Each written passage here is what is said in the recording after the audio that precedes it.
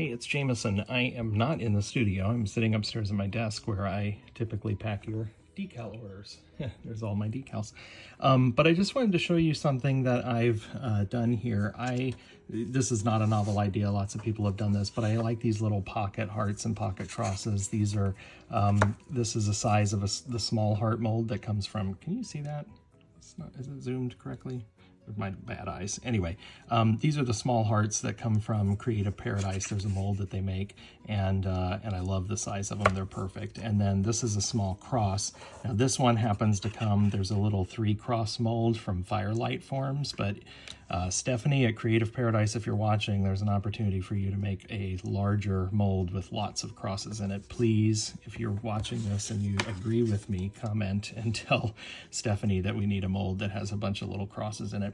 Anyway, I've got several of these, and I had these business cards printed. So this is just business cards from a standard, actually, I'll tell you about my supplier. It's an online order place for print materials. I use them for postcards and bookmarks and stuff like this. And it's called gotprint.com. So if you're in the United States, gotprint.com. I found them to be super great on pricing. So, and I've ordered them or used them for lots of stuff, signage for my booths and all sorts of things. So I get nothing from them for this, but gotprint.com. And they do discounts all the time. So I had a discount for 25% off. So I ordered these business cards, and I went nice with like real premium paper. You can see that kind of pearl look on the paper. I wrote my own poem. Don't copy mine, make your own, but I wrote my own poem for this. And then I found these glue dots on Amazon. They're super cheap. I mean, super cheap. I think there were 1,000 of them, and it was, you know, $10 or something like that. And so what I'm doing is I'm just putting a little glue dot. I can't do this and hold the camera at the same time, but I'm putting a little glue dot on the back, and then fastening my heart or my cross. So I designed the business card to have that blank space there.